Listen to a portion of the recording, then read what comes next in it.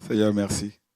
Et ceux qui sont malades, alités, qui attendent, voilà. Ou nos frères et sœurs qui ont un handicap, des handicaps physiques, qui ne peuvent pas se déplacer. Nous pensons à eux. Voilà, je pense qu'on est en direct. Seigneur, que ton nom soit béni. Merci pour ta fidélité au nom de Yeshua, notre Maître, notre Sauveur. Alléluia, gloire au Seigneur. Amen. Voilà. Donc, merci encore aux frères et sœurs qui se sont mobilisés pour soutenir les prisonniers de Makala à Kinshasa. Ils mouraient de faim, carrément. On a des frères et sœurs, on a une assemblée là-bas. Il y a à peu près 150 frères et sœurs. Et nos frères et sœurs, il y en a qui sont morts parce qu'ils n'avaient pas à manger. Ouais. Donc, ils sont partis les enterrer. Et David a lancé un appel récemment et des frères et sœurs ont pu donner 1800 euros. Donc, on a converti en dollars, ça a donné 1960 dollars. Donc, on va pouvoir faire des stocks de nourriture pour nourrir aussi bien ces femmes prisonnières que les hommes. Et en même temps, les femmes qui sont là-bas n'ont tellement pas les moyens de servir déjeuner qu'elles font, voilà, quand elles ont leur menstru, c'est voilà, c'est compliqué. Alors, que le Seigneur nous aide. Voilà. Si je n'étais pas prédicateur, je pense que j'allais créer un parti politique pour juste un parti, pas forcément pour être dans un seul pays, mais pour aider le monde entier. Mais bon, le Seigneur, il va le faire quand il va revenir, parce que c'est injuste, c'est anormal qu'on laisse les gens dans cet état-là. Là. Alors qu'il y a de l'argent, il y a des moyens, c'est des pays riches. Voilà. Donc là, il y a une mission au Gabon ce samedi pour une semaine.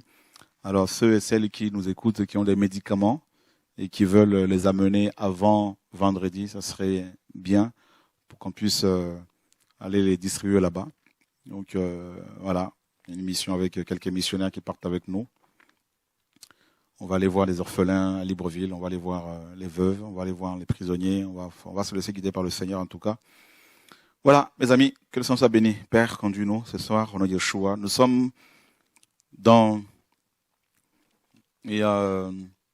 Matthieu chapitre 24.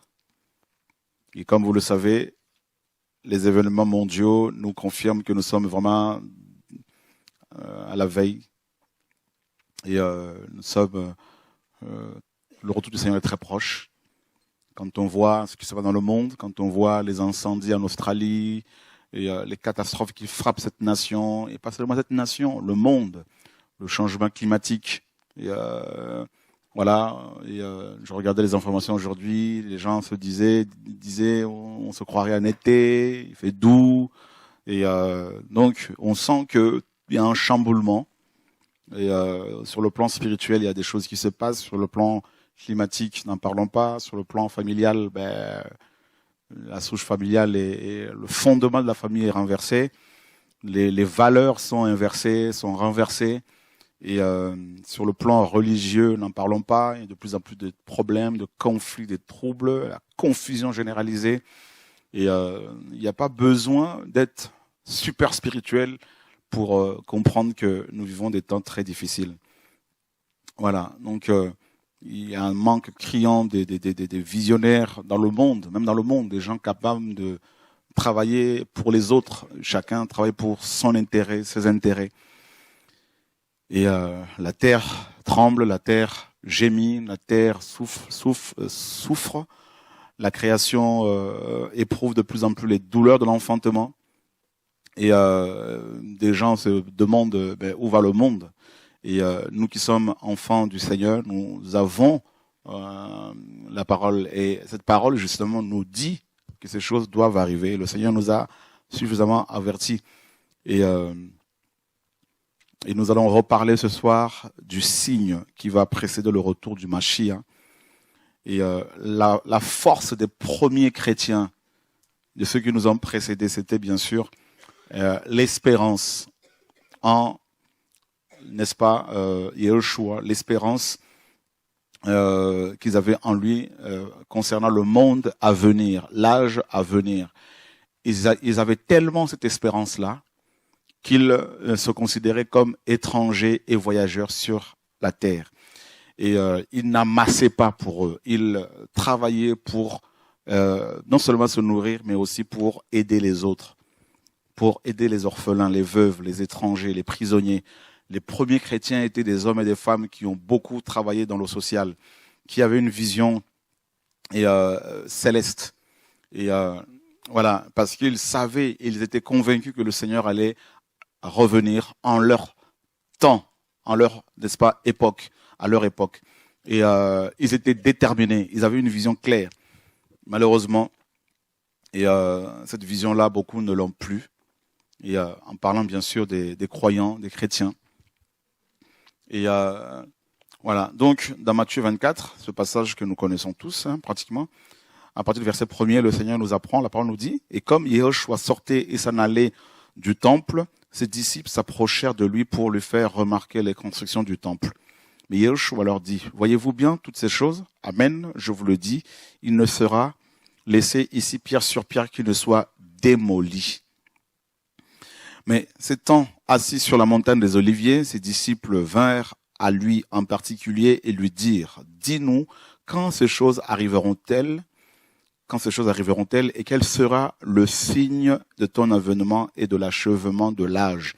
Quel sera le signe de ton avènement et de l'achèvement de l'âge? » Et vous savez que les Écritures nous parlent de deux avènements. Il y a l'avènement du Mashiach et l'avènement de l'anti-Mashiach. Mais le premier avènement, c'est l'avènement de l'anti-Mashiach. Voilà, avant que l'avènement du Seigneur ne puisse arriver. C'est quoi l'avènement? L'avènement, c'est tout simplement la présence physique du Seigneur, présence future du Seigneur pour son peuple, pour restaurer Israël. Voilà, et rétablir la paix sur terre.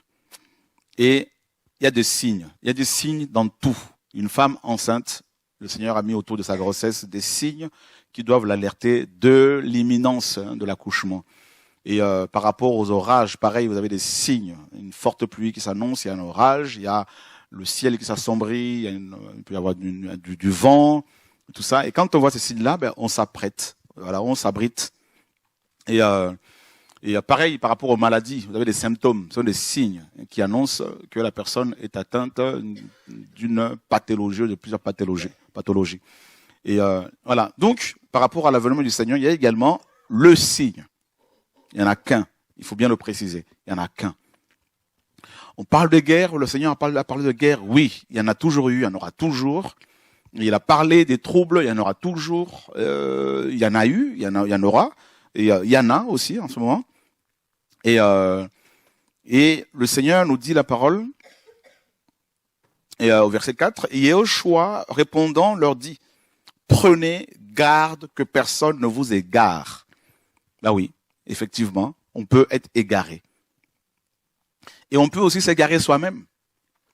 Donc quand il dit « Prenez garde que personne ne vous égare », il veut dire aussi « Prenez garde à vous-même, que vous ne vous égarez vous-même. » C'est quand même quelque chose, hein.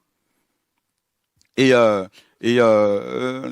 parce que les gens se laissent égarer, et il dit, car beaucoup viendront sous mon nom, et ils diront, je suis le Mashiach.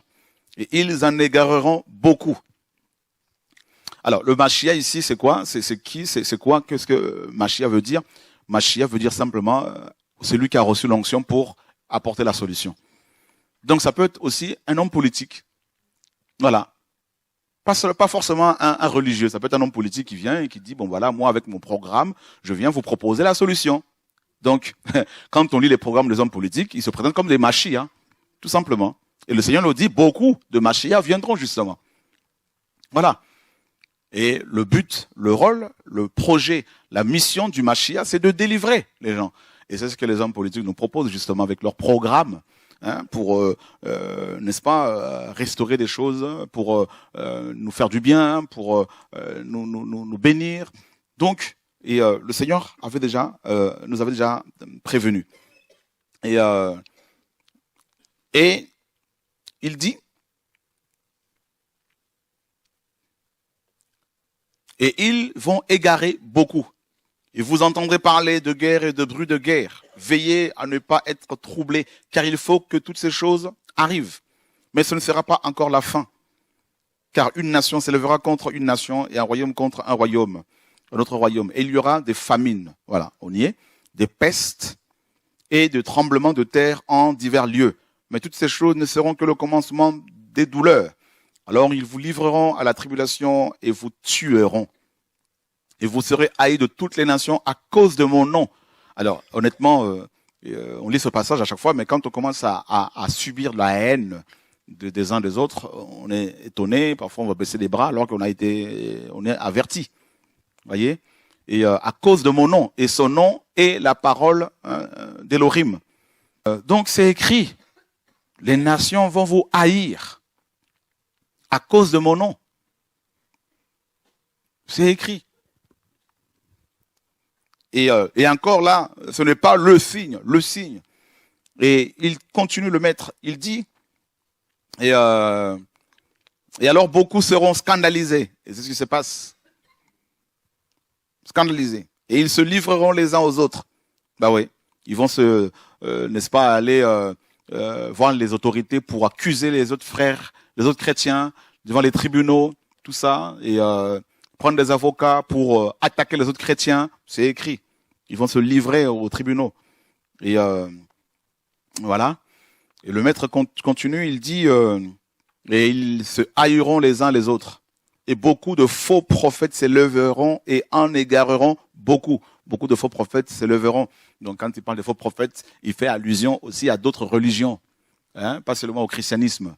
Il nous enseigne ici, le maître, qu'il y aura d'autres religions. Voilà. Il y en a eu avant lui, il y en avait pendant qu'il était sur terre, et il dit il y en aura encore. Voilà. D'autres prophètes vont venir avec des visions, des songes qu'ils vont recevoir, et disant que le Seigneur leur a parlé, qu'il fallait qu'ils mettent en place une nouvelle religion, tout ça. Voilà. Et le Seigneur nous a dit, ils vont venir. Et ces faux prophètes, qu'est-ce qu'ils vont faire? Ils vont égarer beaucoup de gens. Voyez? Et parce que la violation de la Torah sera multipliée, l'amour de beaucoup se refroidira. Et parce que la violation de la Torah sera multipliée. Comme on l'a vu, l'iniquité, c'est la violation de la Torah. C'est-à-dire de plus en plus, la Torah, c'est quoi ici? Quand on parle de la Torah, on parle de 10 paroles d'abord. Tu ne tueras pas, tu ne voleras pas, tout ça là. Et le Seigneur dit, juste avant que je ne vienne, vous allez voir, de plus en plus de lois seront votées pour encourager le meurtre. Aujourd'hui, c'est l'euthanasie. Des lois seront votées pour déstabiliser le monde. Voilà. Et nous sommes dans une génération où les gens, ils travaillent même plus pour manger. Ils travaillent maintenant pour satisfaire à leurs besoins, n'est-ce pas, du matériel. Voilà, l'homme est aliéné par le travail, mais un travail alors qu'on peut travailler peu pour gagner de quoi se nourrir, se vêtir, mais nous sommes dans une génération où les gens veulent amasser, donc ils ne travaillent plus seulement pour manger, mais pour avoir plus de choses de ce monde. Voyez? Donc ils violent la Torah. Vous allez me dire, mais c'est écrit qu'il faut travailler. Mais bien sûr. L'apôtre dit, si nous avons le vêtement, la nourriture, cela nous suffit. On est d'accord, hein? Mais en fait, eux, ils vont travailler pour s'enrichir. Donc, du coup, ils violent la Torah qui dit justement qu'il faut observer le Shabbat, le jour du repos, par exemple. Donc, quand on parle de la violation de la Torah, c'est la violation de 10 paroles, des règles que le Seigneur a établies pour que le monde fonctionne correctement. Parce qu'un corps qui ne se repose pas est un corps qui va être la cible des maladies, la cible de l'ennemi, la cible de la dépression. Voyez? Et nous sommes dans un monde où les choses qui ne sont pas indispensables deviennent indispensables. Donc du coup, on va travailler comme des malades, des forcenés, pour pouvoir répondre à ces besoins-là, parce que le monde veut qu'on vive comme ça. Donc, on va s'endetter, avoir la corde autour du cou, tout ça. Il y en a qui vont se suicider. Et même au Canada, aux États-Unis, il y en a qui se déclarent faillite, parce que ils ont fait naufrage, parce qu'ils n'en peuvent plus. Voilà. Il y a même un terme là par rapport au travail, à l'excès de travail là. Burnout, quelque chose comme voilà. Donc ils finissent par, il y a quelque chose qui pète. Pourquoi? Parce qu'ils violent la Torah. Voyez? C'est terrible. Alors le Seigneur dit ces choses vont arriver, mais ce n'est pas encore le signe. Et il continue, il dit au verset 12 et verset 13. Mais celui qui aura supporté bravement et calmement les mauvais traitements jusqu'à la fin sera sauvé. Donc, on va subir, nous, l'Église de la fin de temps, de plus en plus des mauvais traitements.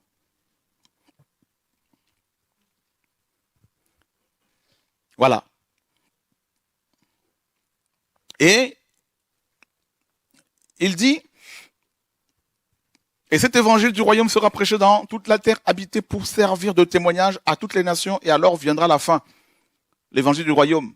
Pas l'évangile de la dîme, pas l'évangile de l'argent, pas l'évangile du Matthieu vu, pas l'évangile du royaume à venir, parce que c'est le royaume à venir justement qu'il faut présenter aux gens. En leur disant, ce royaume, les royaumes terrestres ont échoué.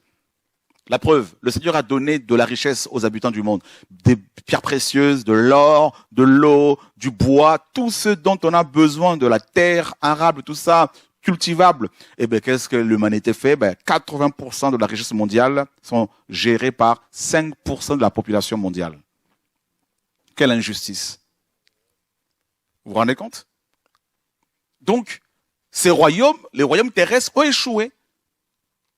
Maintenant, c'est le royaume à venir. Et notre mission à nous en tant que chrétiens, disciples de Yeshua, en tant que messianiques, notre mission c'est quoi? C'est de présenter au monde le royaume à venir.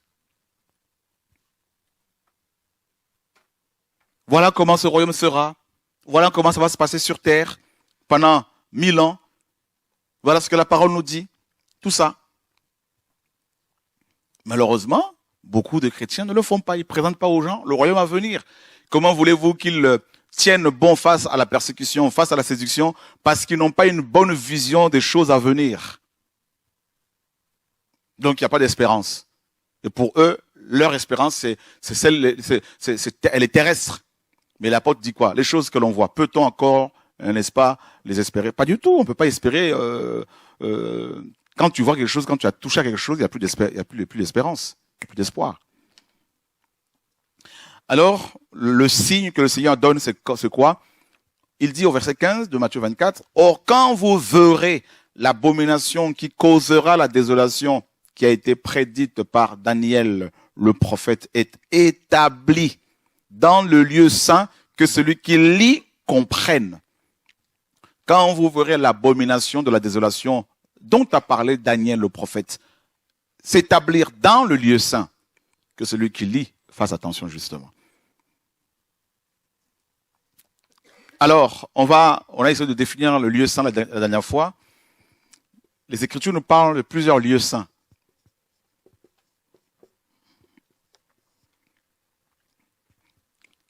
Et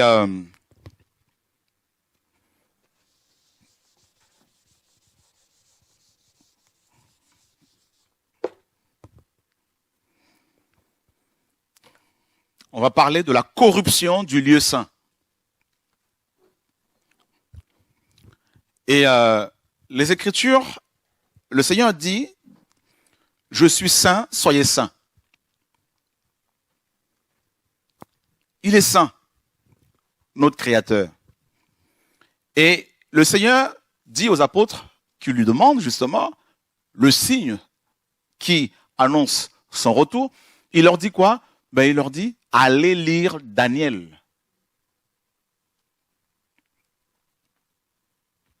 En gros, c'est ça.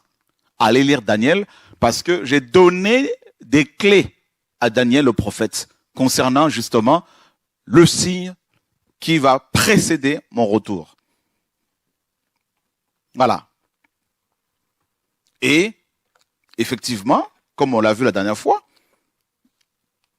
quand on lit Daniel, on s'aperçoit que le prophète avait été éclairé. Daniel. un jeune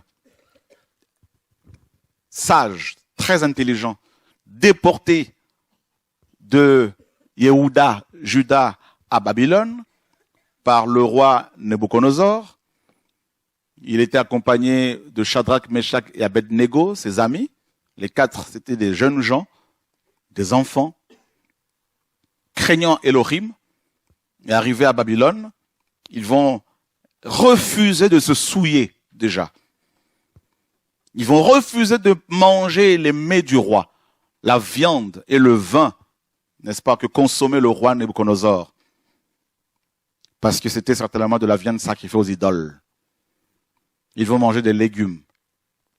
Et au bout de 10 jours d'épreuve, ils vont être choisis pour être au service du roi Nebuchadnezzar.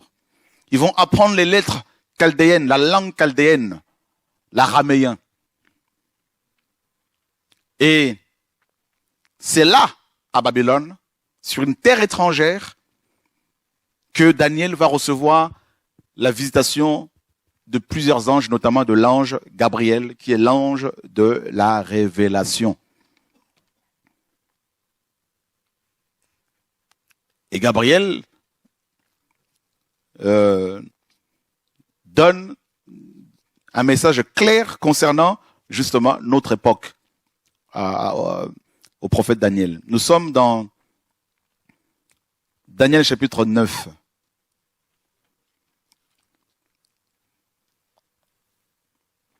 À partir du verset 1er. La première année de Darius, fils d'Assuérus, de la race de Mède, lequel était établi roi sur le royaume des Chaldéens. La première année de son règne, moi, Daniel, je discernais par les livres que le nombre des années dont Yahweh avait parlé au prophète Yirmeya pour finir les désolations de Jérusalem était de 70 ans. Je tournais ma face vers Adonai Elohim pour le chercher par la prière et des supplications avec le jeûne, le sac et la cendre. Je priais Yahweh, mon Elohim, et je lui fis ma confession. Ah, Adonai, El Gadol et redoutable. Toi qui gardes ton alliance et qui fais miséricorde à ceux qui t'aiment et qui gardent tes commandements. Nous avons péché, nous avons commis l'iniquité, nous avons agi méchamment, nous avons été rebelles et nous nous sommes détournés de tes commandements et de tes ordonnances. Nous n'avons pas écouté tes serviteurs les prophètes qui ont parlé en ton nom à nos rois, à nos chefs, à nos pères et à tout le peuple du pays. Ô Adonai, à toi la justice et à nous la confusion de face.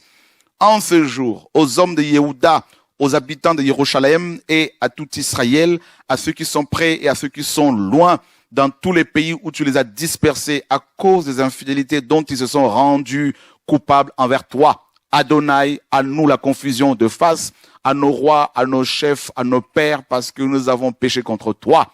Auprès du Seigneur, notre Elohim, la miséricorde et le pardon, car nous avons été rebelles envers lui. Nous n'avons pas écouté la voix de Yahweh, notre Elohim, pour marcher dans sa Torah qu'il avait mise devant nous par le moyen de ses serviteurs, les prophètes.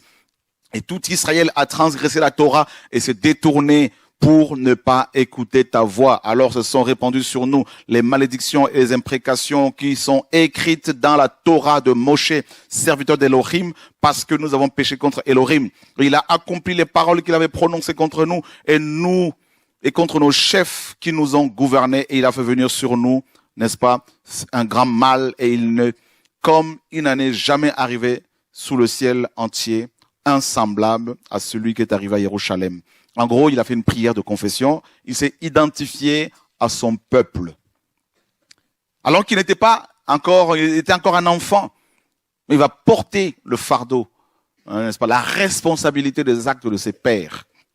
Quelle prière. Donc, je ne vais pas tout lire. Et au verset 20, il dit, je parlais encore, je priais, je confessais mon péché et le péché de mon peuple d'Israël. Et je présentais ma supplication à Yahweh, mon Elohim, en faveur de la sainte montagne de mon Elohim. Je parlais encore en prière quand l'homme, Gabriel, que j'avais vu auparavant dans une vision, étant épuisé de fatigue, s'approcha de moi au temps de l'offrande du soir. Et il me fit comprendre, me parla et dit, Daniel, je suis venu maintenant pour te donner de la perspicacité et du discernement. La parole est sortie dès le commencement de tes supplications et je suis venu pour te la déclarer car tu es un bien-aimé. Sois attentif à la parole et comprends la vision. 70 semaines ont été déterminées par ton peuple, sur ton peuple et sur ta ville sainte pour abolir la transgression et mettre fin au péché, pour faire la propitiation pour le péché, pour amener la justice éternelle, pour mettre le sceau à la vision et à la prophétie et pour oindre le Saint de Saints. Tu seras donc, et tu comprendras que depuis la sortie de la parole pour restaurer et pour rebâtir Jérusalem jusqu'au Mashiach, le chef, il y a 7 semaines et 62 semaines. Les places et les brèches seront rebâties, mais en des temps d'angoisse. Après ces 62 semaines, le Mashiach sera retranché et n'aura rien. Le chef du peuple qui viendra détruira, n'est-ce pas, la ville et le sanctuaire, et sa fin arrivera comme par une inondation. Il est déterminé que les dévastations dureront jusqu'à la fin de la guerre. Et il confirmera l'alliance avec plusieurs pour 1 semaine, et à la moitié de cette semaine, il fera cesser le sacrifice et l'offrande. Puis sur l'aile des abominations, il y aura celui qui cause la désolation jusqu'à l'anéantissement décrété, n'est-ce pas? Jusqu'à ce que l'anéantissement décrété se déverse sur l'auteur de cette désolation. Alors, regardez bien ici, on nous dit le chef du peuple qui viendra. Donc on nous parle d'un chef qui va venir. Alors ce chef ici représente d'abord Antiochus IV, appelé aussi Épiphane.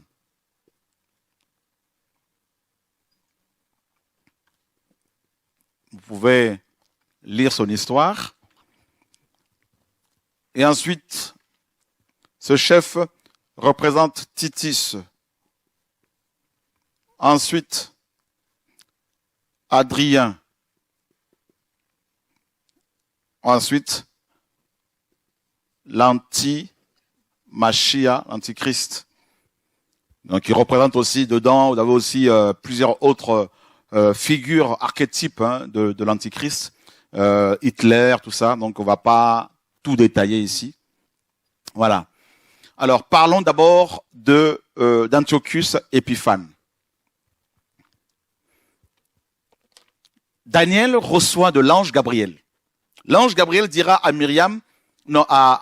Zacharie, je me tiens devant Elohim. Donc, il se tient devant le trône du Père, il reçoit des révélations, et il les donne, il les a données, il a reçu les révélations, il les a données à Daniel et également à Zacharie et à Myriam pour la naissance de Yehoshua. Et il dit que un chef viendra et ce chef-là va détruire la ville et le sanctuaire. Alors, qu'est-ce qui se passe? En l'an 67, au 2e siècle, on va dire, avant Yeshua, c'est-à-dire après Daniel, Antiochus Épiphane, roi de Syrie, arrive à Jérusalem. Qu'est-ce qu'il va faire? Eh bien, c'est un chef avec une puissante armée. Il va interdire la circoncision. Il va interdire, n'est-ce pas, la lecture de la Torah.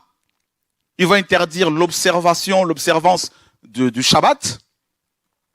Et il va imposer aux Juifs l'hellénisation. Alors, c'est quoi l'hellénisation?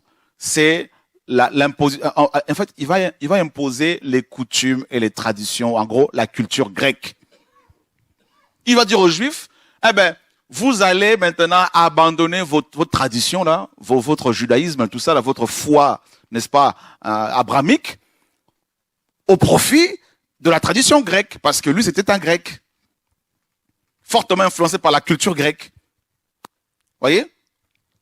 Alors, bien évidemment, les Grecs ne voulaient pas de la circoncision. Les Grecs n'observaient pas le Shabbat, les règles mosaïques. Et lui, il arrive, tel l'anti-Mashiach, il interdit tout ça là. Et À l'époque, il y avait une guerre entre les Juifs, déjà eux-mêmes, entre les dirigeants, les chefs, les grands prêtres. Lui, il va en profiter. Et qu'est-ce qui va se passer? Eh bien, Antiochus Épiphane, il va entrer dans le temple. En 3 jours, selon les historiens, le livre de Maccabée notamment, en 3 jours, il va tuer plus de 40 000 personnes. Il va faire des esclaves chez les Juifs. Des femmes juives qui refusaient de lui obéir étaient brûlées vives avec leurs enfants, attachés au cou. Alors, il va justement sacrifier un porc dans le lieu saint. Dans le saint de saint. Un porc. Il va sacrifier ce porc à qui? Au dieu Baal Shamin. Baal Shamin. Alors, j'ai pris une photo de Baal Shamin pour vous montrer. Et vous allez comprendre quelque chose. Rappelez-vous bien que c'était un grec. Hein? Alors, il y a...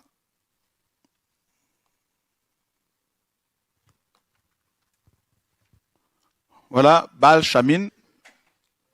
Alors, Baal Shamin, vous voyez, il y a 3 dieux ici. Et Baal Shamin est au milieu.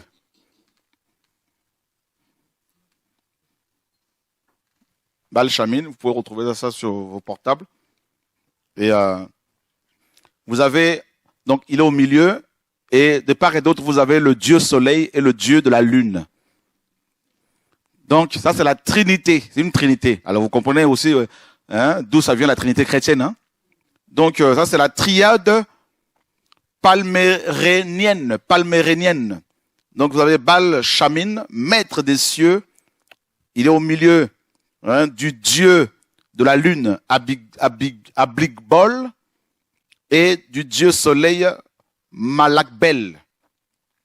Vous vous rendez compte? Donc ça c'est une trinité, une de trinité qui existe dans le monde. Et qu'est-ce qui se passe? Ce monsieur qui arrive, donc Antiochus qui arrive, n'est-ce pas? Et là-dedans, il consacre justement un porc, il sacrifie un porc au dieu Baal Shamin. Et ou encore à Zeus. Parce que Zeus, Baal Shamin était appelé le dieu des dieux. Or, Zeus, on l'appelait aussi le dieu des dieux. Voilà, le père des dieux. Donc en fait, la divinité principale que Antiochus Épiphane adorait, c'était Zeus. Qu'on appelait aussi parfois, qu'ils ont assimilé, certains assimilés à Baal Shamin. Et Zeus. Et comme vous le savez, Zeus donne en latin Deus. Deus, n'est-ce pas, donne en français Dieu. Voilà. Voilà comment l'ennemi a commencé à établir dans le lieu saint. Comment ils ont établi Zeus. Nous sommes au 2e siècle avant Yahushua. Ouais. Donc quand vous allez parler de la réforme aujourd'hui aux gens, beaucoup vous disent, mais non, mais c'est la folie, ils ont tout changé, tout ça, mais ils ne connaissent pas l'histoire, ils ne se rendent même pas compte à quel point on est rongé. Le fondement du christianisme actuel, mes amis, est un fondement démoniaque.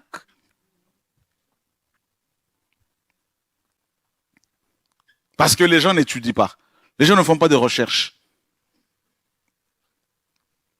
Et parler comme ça, quand on parle comme ça, on dit non, c'est la sorcellerie, c'est la magie, alors on n'a pas le temps d'aller se justifier devant les gens, excusez-moi, mais qui ne veulent pas faire des recherches et qui, à cause de l'ignorance,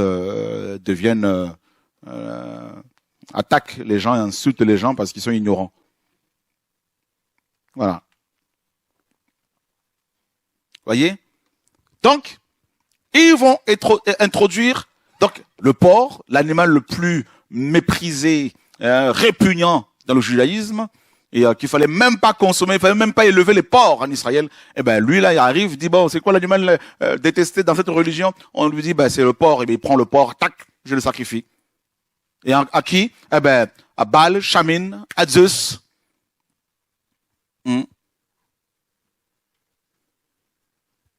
Et donc, ça a suscité la colère des Juifs orthodoxes, ultra-orthodoxes, très attachés à la parole. Ils vont se lever, notamment la famille de Maccabée, Judas Maccabée, et ils vont s'attaquer à ce monsieur, ils vont le combattre, ils vont remporter la bataille, et ils vont de nouveau purifier le temple, et ils vont le consacrer de nouveau à Adonai. D'où la fête de Hanouka, la fête de lumière, que vous voyez dans les évangiles. Voilà. Alors, voyez, le signe dont le Seigneur a parlé, quand vous verrez l'abomination de la désolation dont a parlé Daniel dans le lieu saint, faites attention. Ensuite, cette prophétie de Daniel 9 ne s'est pas arrêtée à Antiochus et eu Titus. Nous sommes en l'an 66 après Yehoshua. Un grec, par mégarde, un grec volontairement qui vivait en Israël, à Jérusalem, va sacrifier un oiseau impur dans une synagogue. Il va amener un oiseau. C'était un acte qui a révolté les Juifs pieux. Comment un grec, un étranger, peut, n'est-ce pas, amener un oiseau impur dans le lieu saint, dans une synagogue? Ça a mis la poudre au feu et il y a eu de la colère de beaucoup des habitants de Jérusalem contre les Grecs, les étrangers, et les zélotes, les nationalistes juifs. L'un d'entre eux était parmi les 12 apôtres. Ils vont saisir cette opportunité pour commencer à réclamer maintenant le départ des occupants, c'est-à-dire des Romains, de l'armée romaine. Cette révolte va durer 4 ans. C'est alors que le roi, n'est-ce pas, et Vespasien va envoyer Titus, son fils, pour mater la rébellion. Titus était un général. Il arrive à Jérusalem avec une forte armée romaine. Il n'avait pas l'intention de détruire Jérusalem, les Juifs. Il voulait juste mettre fin à la révolte. Mais, malheureusement, les Juifs étaient déterminés à en finir avec les Romains. Un soldat romain, par mégarde, va, n'est-ce pas, avec sa torche, brûler, mettre le feu sur le rideau du temple, et puis le feu va prendre. Et ce temple était tellement embelli, il y avait de l'or sur sa façade, partout, de l'or. Et à cause de la chaleur, à cause du feu, l'or a commencé à couler, à rentrer dans les interstices. Et puis les soldats romains, pour récupérer ce métal, qu'est-ce qu'ils vont faire? Ils vont effectivement démonter pierre sur pierre. Démolir pierre pour récupérer l'or, confirmant ainsi la prophétie exacte de Yehoshua Mashiach. Quand il disait qu'il ne restera pas ici pierre sur pierre, qu'il ne soit démoli. En fait, c'est ce qui s'est passé. Donc il fallait, avec des pioches, il fallait démonter le temple. Moi je vais récupérer cette partie-là, c'est à moi, tout ça, là c'est à moi. Ils ont démoli comme ça. Et le temple détruit, tout ça. Et là nous sommes en l'an 70, après Yehoshua. Et les Juifs, de nouveau, se retrouvent dans le monde entier. Mais ça ne s'est pas arrêté là. Nous sommes au début du IIe siècle. L'empereur romain Hadrien, très méchant, il a persécuté les Juifs. Et il va raser carrément au IIe siècle Jérusalem. Jérusalem n'existait plus. Et il va changer le nom de Jérusalem. La ville, n'est-ce pas, de Zeus, Capitolia, tout ça, Aelia. Fini, Jérusalem. Fini, Yehuda. Et là, les Juifs, ils se retrouvent éparpillés partout. Partout dans le monde entier. Partout. Et alors, le Seigneur a dit, ce qui s'est passé là, à l'époque de Daniel, avec Antiochus Épiphane, allait se passer. Ça s'est passé une partie en l'an 70, une autre partie au IIe siècle, avec Hadrien, et la dernière partie de cette prophétie, c'est maintenant. En fait, ça s'est accompli déjà avec la modification. Ça a commencé à se réaliser, cette prophétie, avec la modification de la parole, la falsification de la Bible. Et comme vous l'avez vu, il a dit quoi? Lorsque vous verrez l'abomination de la désolation dont a parlé Daniel dans le lieu saint, Eh ben, le lieu saint, c'est d'abord quoi? C'est quoi? C'est où? Eh ben, d'abord les Saintes Écritures.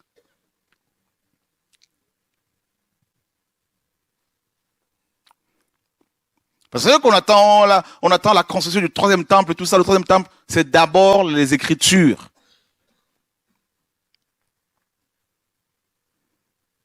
Alléluia. Les Écritures.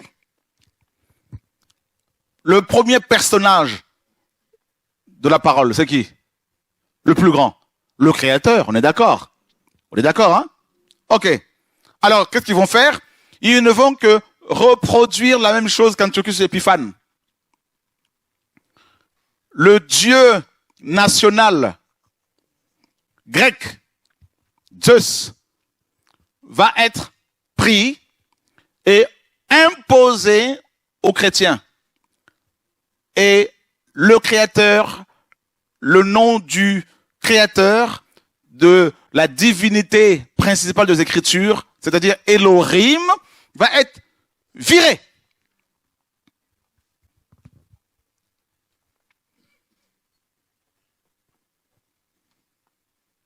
Mais c'est une abomination.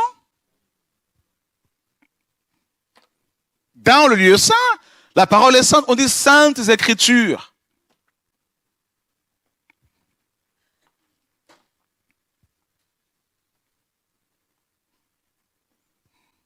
Oh Seigneur. Le Seigneur est plus que là, il est plus près de nous qu'on ne le pense. Et à quel moment cette abomination est entrée dans le christianisme? D'abord, on l'a vu dans le temple au 2e siècle avant Yeshua. Et ensuite, quand mes amis au 5e siècle, d'abord déjà au 3e siècle avant Yeshua, déjà. Et quand ils ont traduit les écrits hébraïques en grec, et là, ils ont commencé à modifier beaucoup de choses. Au 3e siècle avant Yeshua, au 2e siècle, le temple souillé, bien comme il faut par Antiochus Épiphane. Et ensuite, quand ils ont traduit aussi la Bible du grec, de l'hébreu du grec en latin, en 405 par Jérôme, un père latin, père de l'Église. Oh, père de l'Église. Oh, les pères de l'Église. Eh ben, lui, qu'est-ce qu'il va faire? Eh ben, il va dire, moi, je prends Zeus, je le traduis par Deus. Dans sa Bible, la Vulgate, qui est la Bible de référence de l'Église catholique. Eh ben, Zeus devient Deus en latin. Et jusqu'au 9e siècle, en français, il n'y avait pas Dieu. Dieu, c'était pas, voilà. Et c'est alors qu'on va au XVIe siècle avec la Bible de William Tyndale, réformateur anglais, qui a traduit la Bible de King James. Et c'est lui qui va, n'est-ce pas, non, lui c'est Jesus avec la lettre J. Et en fait, Dieu est rentré dans la langue française au 9e siècle. Et c'est avec les réformateurs français qui vont malheureusement utiliser cela. Donc Zeus devient Dieu en français. Est-ce que ceux qui ont dit Dieu hier, ils sont sauvés qui avaient foi en Yeshua? Il n'y a pas de problème, vous inquiétez pas.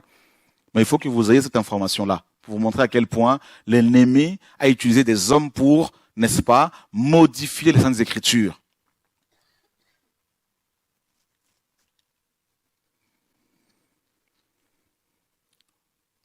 La parole est sainte. Donc, du coup, le dieu national grec, Zeus, devient le dieu de la Bible.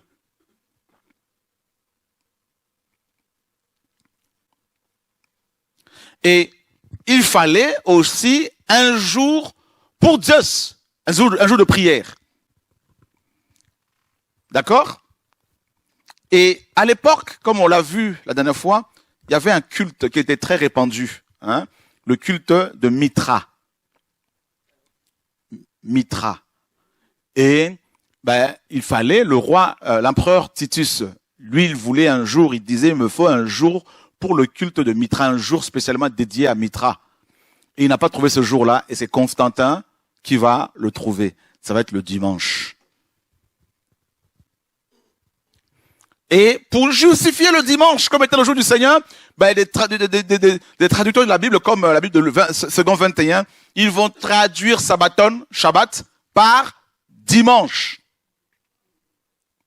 Du coup, le dimanche devient le jour du Seigneur. Mais quel Seigneur? Zeus. Donc le jour de Zeus, Mitra, avant lui.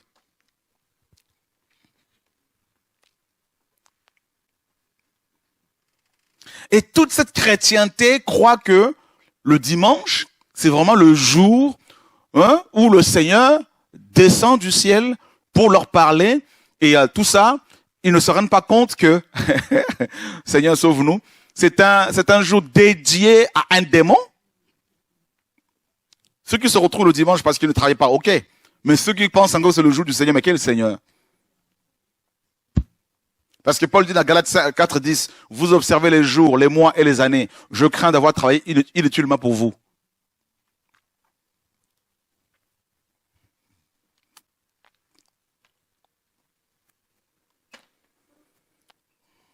Vous voulez qu'on continue?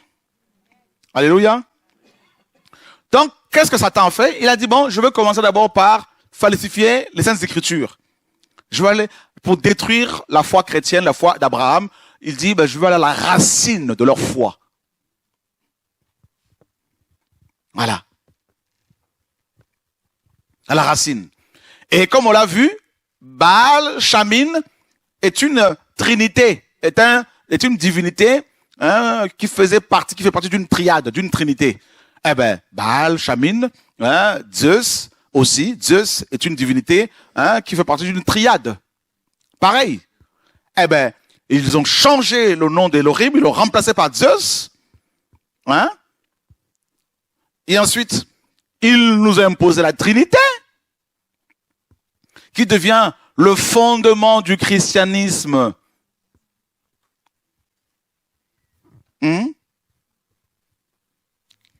Le fondement du christianisme. Vous touchez à ça, tout le monde s'insurge, tout le monde se dresse contre vous.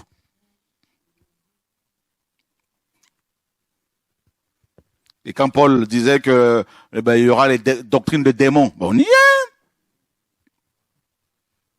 Ben oui, parce que Dieu, c'est un démon.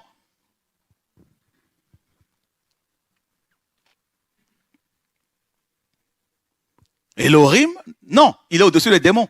C'est le seul véritable créateur. Elohim, El, Elah, Eloah, Adonai, Yehoshua, tout ça. Voilà. Le El d'Abraham. Le El d'Israël. Emmanuel. Et voilà comment ils ont créé ce système religieux. Voilà comment ils ont paganisé les choses. Et ils ne se sont pas arrêtés là. Ils ont dit, maintenant qu'on a changé le nom de la divinité principale de la Bible, Elohim par Zeus, Dieu en français, Deus en latin, Gott en anglais, en allemand. Gott, c'est un démon germanique qui a donné en français, en anglais, God. Et ils vont non seulement changer le nom du personnage biblique principal, Adonai, le créateur, ils vont ensuite, n'est-ce pas, en fait, ils vont, Théodose Ier, l'empereur romain, au 5e siècle, qu'est-ce qu'il va faire? Il va, au 4e siècle, en 380, il déclare au concile de Thessalonique que le christianisme, l'église catholique, était désormais la religion de l'État. Tout sujet romain, selon lui, devait être catholique. Et maintenant, il s'est rendu compte que beaucoup des sujets romains continuaient à adorer les divinités gréco-romaines, Zeus, tout ça. Alors, il se dit, bon, il faut mettre en place le catéchisme avant le baptême, les enseignements avant le baptême, pour s'assurer qu'ils sont vraiment catholiques, avant de les baptiser. D'où les enseignements dans les églises même dites de réveil, avant le baptême. Et ensuite, il va dire, il faut maintenant aussi déshabiller les divinités, n'est-ce pas, gréco-romaines, Zeus, tout ça, Apollon, tout ça, Artémise, pour les habiller, et les habiller avec des noms chrétiens.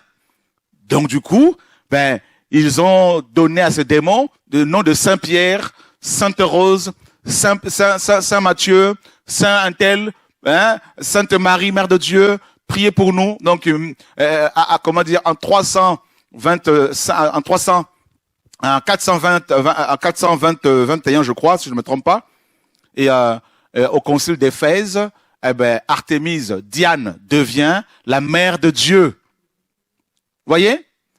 Donc la Marie de catholique, c'est Diane, en fait, Artémise, dont il est question dans Acte 19, 20. Voyez? Donc les saints cathos sont en fait des divinités gréco-romaines. Donc du coup, les sujets romains se sont dit, eh ben, la nouvelle religion, le christianisme en fait, n'est pas différent, le christianisme n'est pas différent de nos religions, parce que on peut aussi s'adresser dans cette nouvelle religion à d'autres divinités. Donc, c'est comme ça qu'ils ont adhéré à la religion catholique. Et comme le disait si bien William Durand, l'historien, l'Église romaine n'a pas détruit le paganisme, mais elle a adopté, assimilé le christianisme. Donc ça a donné, en fait, les églises que nous avons aujourd'hui, catholiques, protestantes, évangéliques, tout ce que vous voulez. Voyez? Donc d'abord le lieu saint, la parole, d'abord parce que les Écritures sont saintes. Donc on change, on modifie. Là où le Seigneur dit ce Shabbat, on dit dimanche. Voyez? Alors qu'Yeshua est mort lors de la fête de pain sans levain, qui était un Shabbat, et il est ressuscité lors du Shabbat de la semaine hebdomadaire. Donc il y avait 2 Shabbats au moins cette semaine-là. Voyez? Donc eux, ils ont tout modifié. Ils disent par rapport au deuxième Shabbat, ils disent premier jour de la semaine, dimanche. Non, c'est faux. Et voilà comment le dimanche a été imposé aux gens. On dit bien en anglais, c'est quoi? Sunday, le jour du soleil, du Dieu soleil. Ben oui, c'est clair. Voyez?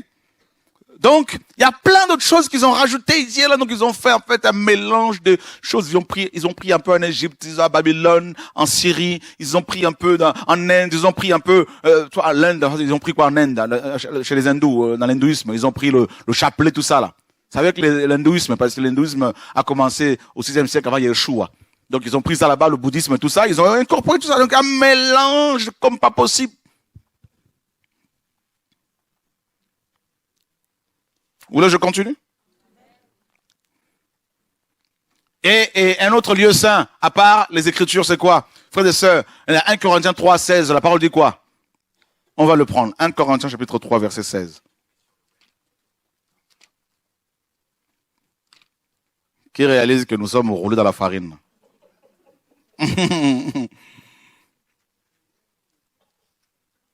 Ya. 1 Corinthiens 3, 16. Ne savez-vous pas que vous êtes le temple d'Élohim et que l'esprit d'Élohim habite en vous? Si quelqu'un détruit le temple d'Élohim, Élohim le détruira car le temple d'Élohim est, et vous êtes ce temple-là. Si quelqu'un détruit le temple d'Élohim, Élohim le détruira car le temple d'Élohim est saint. Et vous êtes ce temple-là. Alors ici, le verbe détruire signifie aussi corrompre, la corruption. Bah oui. Si quelqu'un corrompt ce temple-là, eh ben, la corruption du temple, la corruption du lieu saint, c'est le message de ce soir, la corruption du lieu saint. Si quelqu'un corrompt ce temple, eh ben, il sera corrompu par Élohim. Eh ben, le temple que tu es, que nous sommes, ben, la plupart des chrétiens sont corrompus. Par quoi? Eh ben, parce que, eh ben, des fausses doctrines, des doctrines des démons, qu'ils ont mangé, qu'ils ont avalé. Ben oui. Mais là, quand la vérité arrive, les gens qui ont mangé les choses pourries, ben, ils vous attaquent.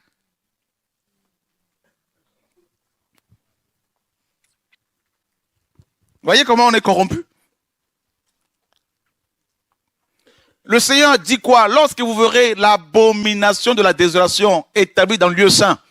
Le lieu saint, à l'époque, c'était d'abord le lieu où les gens se retrouvaient pour sacrifier. Le temple. Hein? Maintenant, nous sommes ce temple-là. Vous vous rendez compte? Bah oui. Bah oui. On corrompt d'abord la parole et ensuite on va corrompre ta vie, ton esprit. Avec quoi? Des faussetés, des fausses doctrines. Bah oui. Quand on va te dire, quand on va t'enseigner, par exemple que tu peux divorcer et te remarier étant chrétien. Eh ben si tu acceptes cet enseignement-là, tu es corrompu. Si on t'enseigne que tu es Dieu. Mais quand la Bible dit, quand le Seigneur dit vous êtes des Elohim, le Seigneur ne veut pas dire que nous sommes des créateurs comme, non. Nous sommes comme des juges. Hein? Nous avons la capacité de pouvoir parler, ordonner, commander, diriger, parce que le Seigneur nous donne le pouvoir. Mais des enseignements qui font croire aux chrétiens qui sont des Elohim, comme le Père, tout ça, mais ça vous corrompt.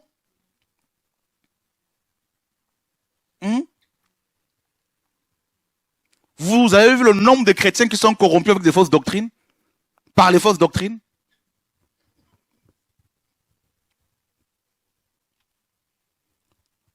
On te dit, le Seigneur te dit que les rapports sexuels n'ont pas été prévus en dehors du mariage. Et les gens disent, mais c'est pas grave, le Seigneur est amour, vous pouvez aller ensemble, il n'y a pas de problème. Corruption.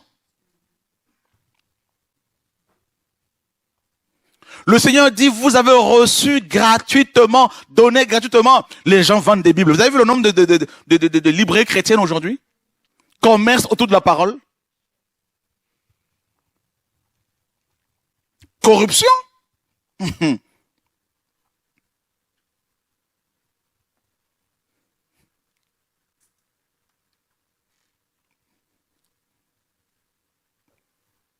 Et c'est le cas. Il n'y a qu'à voir. Aujourd'hui, hier on a sacrifié un porc. Aujourd'hui, ce sont des porcs dans les cœurs de beaucoup de chrétiens. Il y a toutes sortes d'animaux sauvages, porcs, tout ça là. On dit, le Seigneur dit, on ne donne pas les choses saintes au pourceau. Corruption. On commence par corrompre d'abord la parole, parce qu'en le faisant, ceux qui vont avoir la parole corrompue vont être corrompus. Ceux qui vont entendre des discours corrompus vont être corrompus, parce que la foi vient de ce qu'on entend. Nous sommes les résultats de ce que nous entendons. Les conséquences de ce que tu entends.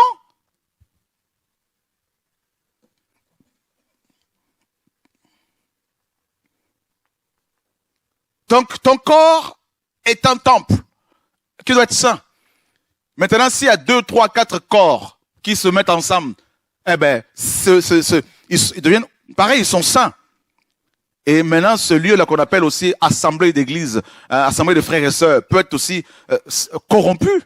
Voilà pourquoi les rencontres des soi-disant chrétiens, la plupart sont des rencontres corrompues. Les gens, ils se retrouvent pourquoi? On entend quoi comme discours? Eh ben, on veut avoir une offrande de 500 000 euros. Corruption. Eh ben, tel pasteur est avec telle femme. Corruption, scandale. Corrompu. Vous ne voyez pas que ben oui, corrompu. S'il y a des endroits où la sainteté doit être vécue, véhiculée, annoncée, c'est bien les rassemblements des saints. Mais quand on va à ces rassemblements-là, regardez pour des soi-disant chrétiennes, comment elles sont habillées, mini-jupe jusqu'ici, les seins à l'air, hein, le corps exposé, pantalon serré, les femmes bien comme il faut, les hommes n'en parlons même pas, les muscles, les biceps, tout ça là mis en exergue, tout ça là. Regardez bien, ce n'est plus des lieux saints. C'est le temple souillé comme dans Ézéchiel 8. Le Seigneur prend Hizkiya, il l'amène dans le temple, il lui montre à quel point le temple était souillé, il y avait des figures d'animaux dans le temple. Des anciens qui adoraient le soleil, des femmes qui pleuraient Tammuz. Et c'est le cas aujourd'hui. Faites la liste des pasteurs divorcés et remariés, vous allez voir, c'est hallucinant. Vous avez vu les différents scandales de pédophilie dans l'église catholique?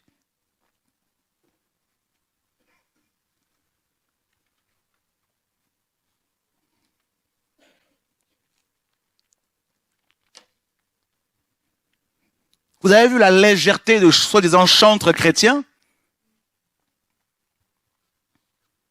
La mondanité?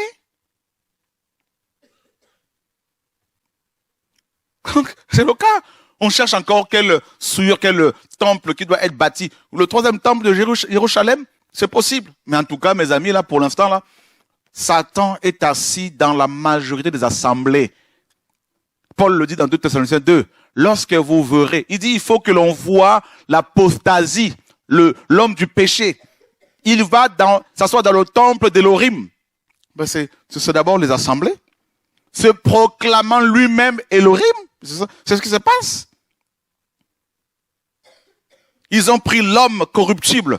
Ils ont remplacé Elohim par l'homme corruptible.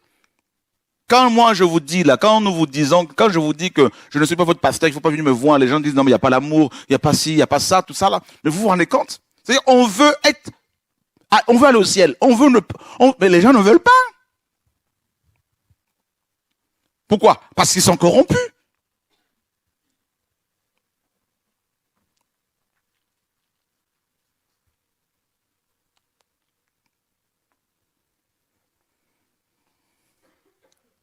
Ils sont corrompus parce qu'on leur a dit qu'il faut absolument un pasteur. Ils sont corrompus parce qu'on leur a dit que vous avez besoin d'un pasteur. Corrompus. On leur a pas dit qu'ils ont besoin du Seigneur.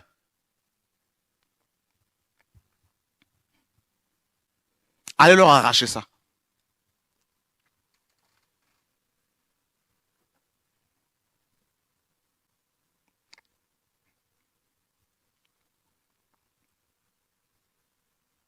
Même l'exercice du ministère pour beaucoup, cet exercice n'est pas, quand on vérifie un peu, on dit, mais c'est pas biblique.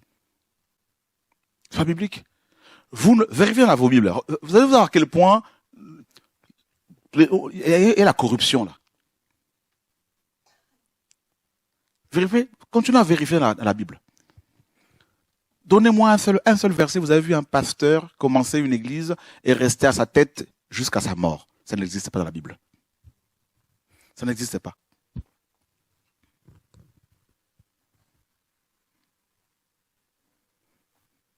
Pour vous montrer à quel point il y a la corruption. C'est la mauvaise compréhension de la fonction pastorale. Voilà, le christianisme souffre non seulement à cause du péché, mais aussi à cause des pasteurs qui ne sont pas à leur place. Qui sont des pasteurs à vie, à la tête de leurs assemblées, qui nomment ensuite leurs femmes, comme vous le savez. Corruption. Parce qu'ils prennent des chrétiens en otage.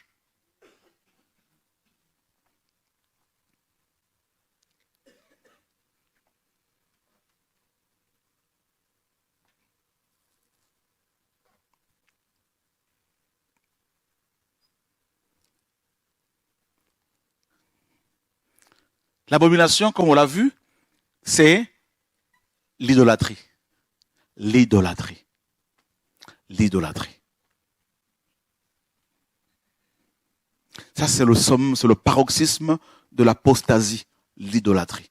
Et Romains 1 le dit. Ils ont préféré adorer la créature et la servir au lieu du Créateur qui est béni éternellement. Ils l'ont remplacé par l'être humain, par l'homme, par les animaux. C'est ce que l'on voit dans les assemblées aujourd'hui. On attend quel signe encore? L'apostasie, elle est là.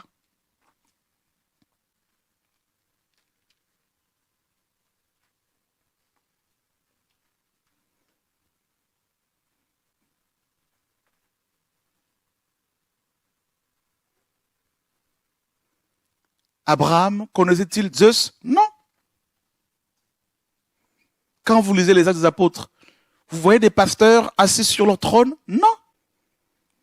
Vous voyez des pasteurs salariés? Non. Vous voyez des chantres, des stars? Non.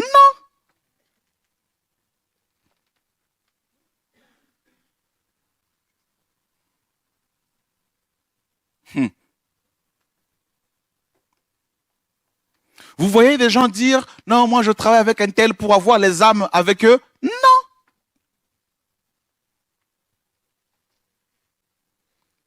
Vous voyez Paul écrire aux Corinthiens en disant, oh pasteur, vous qui êtes à Corinthe, n'avez-vous pas vu que l'un d'entre vous est parti avec la femme de son père? Non. Paul n'a pas dit ça aux pasteurs. Paul a dit aux chrétiens de Corinthe, vous êtes tous responsables. Mais regardez dans votre langage même là. Moi, quand j'entends ça, honnêtement, ça m'irrite. Quand j'entends cette sœur est responsable des femmes. Ouais, réunion de responsables, même dans les églises qu'on a établies ici, là, j'entends ça. C'est tellement que les gens sont corrompus. Ils ne se rendent même pas compte. Corrompus jusqu'aux os. On a convoqué une réunion de responsables. Quand vous entendez ça, c'est que les autres chrétiens sont des irresponsables, allez. Voyez? Voilà. Il y a un problème quelque part, on dit, on attend que un ancien arrive. Voilà, des bébés à vie. Vous vous rendez compte?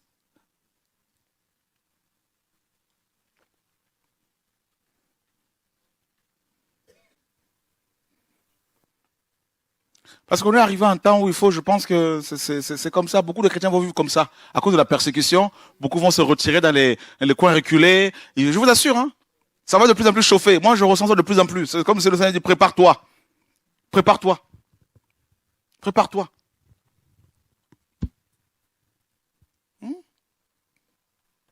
Prépare-toi. L'idolâtrie a atteint un niveau là qui est chaud. Hein? Honnêtement.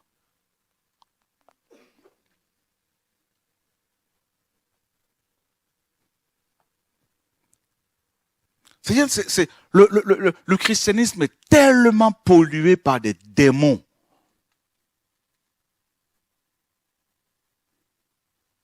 Tellement pollué. Que les hommes ne veulent pas du créateur parce qu'ils ne le voient pas. Ils veulent un homme. Nous voulons palper cet homme. Nous voulons toucher cet homme. Nous voulons tout toucher. Nous voulons palper. Il y a quelques jours, une sœur, je vais prendre ce témoignage, pas pour te casser, t'inquiète pas. Une sœur me dit, j'aimerais vraiment que j'ai des questions à poser, je voudrais vraiment je dis, mais ma sœur, pendant qu'elle parlait, le Seigneur me dit, mais c'est écrit dans ma parole, que les femmes qui veulent s'instruire, là, qu'elles interrogent leur mari à la maison. Je dis, ma sœur, tu es mariée, ton mari est là. C'est à lui de faire ce boulot-là. Et merci, ils ont compris. En le faisant, je les protège, je me protège. Vous vous rendez compte? Les bishops là qui sont corrompus là, bien comme il faut là. Quand une femme pose là, dit ça là, mais viens au bureau. Vrai ou faux? Ça commence par des questions. C'est pour ça que même chez nous là, si un pasteur te dit, ma soeur, je vais te former, viens me voir. Il n'y a pas besoin de protocole, hein. C'est bizarre parce que le pasteur là-bas dit qu'il va me former. Paul dit quoi? Paul dit quoi? Que les femmes âgées enseignent aux jeunes femmes et leur apprennent comment aimer leur mari. C'est écrit ou pas? Dans 1 Corinthiens 14, Paul dit quoi? Que les femmes qui veulent s'instruire là, qu'elles interrogent qui à la maison? Leur mari. Vous êtes mariés, non? Ah ben ton enseignant par le Saint-Esprit, ma soeur, c'est ton mari. Et lui, en étant ton enseignant, ben il va être responsabilisé. Et aucun bishop ne pourra te séduire, te faire la cour parce que lui veille. Alléluia. Nous vous disons ces choses pour vous protéger. Moi, j'attends le jour où quelqu'un va appeler ma femme pour dire je vais te former. On va voir. Mes frères, où sont les hommes ici? Levez les mains, s'il vous plaît. Ben, vous êtes des enseignants de vos femmes à la maison. Au nom de... Voilà. Mes sœurs, n'allez pas voir des gens pour dire non, on veut la formation. S'il y a des questions, lors des assemblées comme ça, pas de problème. Mais au bureau formation,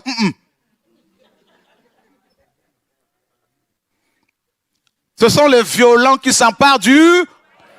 Et les célibataires vont dire, mais nous, frères, nous ne sommes pas mariés. Eh bien, on va prier pour que le Seigneur vous donne des maris. Et s'il n'y a pas encore les maris, il y a des femmes âgées. Cherchez ici, il y a des femmes qui ont de l'expérience. Allez les voir.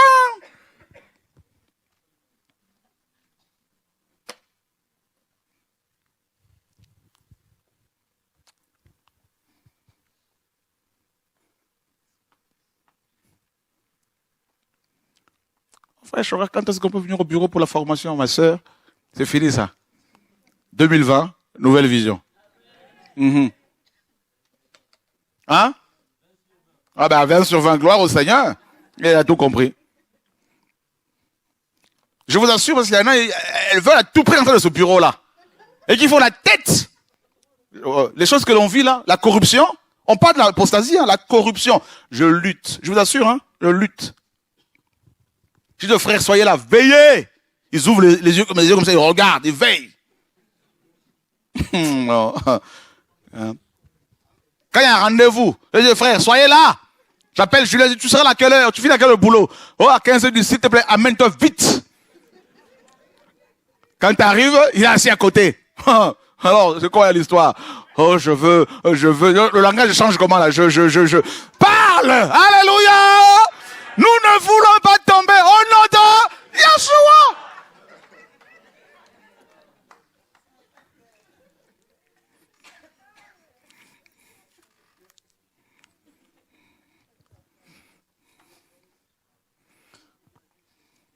Comment? Il veille, hein? Ah bah ouais. Paul disait quoi? Veille sur toi-même aussi, hein? Ah bah attendez. Hein? Voilà. La corruption. Là, ça va pousser les frères maintenant à faire des recherches. Vous allez voir, on aura de plus en plus de frères solides. Alléluia. Gloire au Seigneur. Ça va les responsabiliser. Et ma sœur n'impressionne plus ton mari avec les prophéties, le parlant langue. Donc, encourage-le à faire des recherches pour pouvoir t'aider. Vous savez ce que ça fait une femme, un homme qui entend sa femme dire, chérie, bon, je veux voir l'homme de Dieu, l'homme d'Élohim, il va me former. Vous avez vu la femme de Pétros aller voir Paulos pour la formation? Vous savez pourquoi j'insiste là-dessus? Parce qu'on peut tomber facilement là. Je vous assure.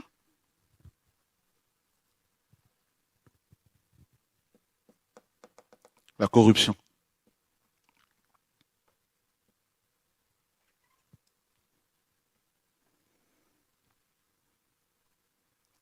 La corruption.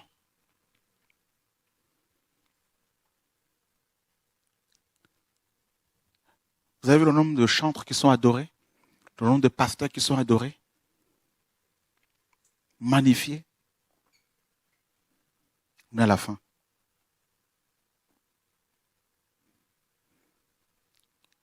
Et pour finir, il y en a qui pensent, on le pense certainement aussi, que le troisième temple sera reconstruit et que l'antimachia sera dedans. Mais avant d'arriver à ça, à ce temple-là, mais déjà, nos églises sont corrompues pour la plupart. La parole est rejetée. Les enseignements sur la sanctification n'est plus tellement prêchés, apportés. Les enseignements sur la sainteté, la crainte du Seigneur, l'amour véritable du Seigneur, l'amour de la vérité. Parce que beaucoup ne veulent pas de la pression, ne veulent pas de la pression liée à la prédication de l'évangile. La foi, la croix, la repentance, la conversion, la sainteté, la crainte du Seigneur, l'amour de la vérité, l'amour pour la vérité, l'amour pour son prochain, l'amour du prochain. Tous ces enseignements-là, surtout tous les enseignements qui ont un rapport avec la sainteté, la crainte du Seigneur ne sont plus vraiment apportés. Parce que beaucoup ont peur. Beaucoup de pasteurs vous disent, si on parle de la sanctification, beaucoup vont partir. Je suis allé une fois aux Antilles en mission, j'ai posé la question aux frères et sœurs, qui sont ceux qui sont divorcés, remariés, étant chrétiens. Près de 80%, 90% de l'assemblée était divorcée, remariée. En fait, je me suis dit, mais il faut fermer cette assemblée.